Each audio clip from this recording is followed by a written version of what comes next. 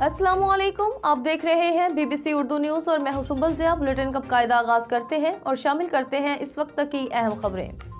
Nawab Shah report आफाक अहमद शिया और मैं council Pakistan ज़िला शहीद बेनज़ीराबाद की ज़िला जाफरिया कौंसिल का इजलास इमाम बारगाह यादगार करबला नवाब शाह में मुनक्कद किया गया। इजलास से खिताब करते हुए शिया और मैं कौंसिल पाकिस्तान सूबे सिंध के सदर अल्लामा डॉक्टर सैयद असद इकबाल ज़ैदी ने कहा कि हमारी जद्दोजहद का मकसद जालिम से नफरत और मज़लूम की हिमायत है।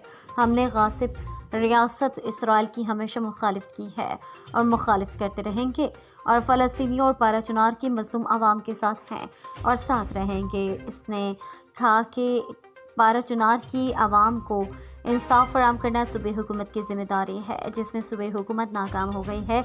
इसने कहा कि रूट आवाम के लिए बंद कर देना कहाँ का इंसाफ और कानून हुक्म है। हुक्मरान हुकूमती इदारे दहशत गर्दों के आगे बेबस नज़र आते हैं।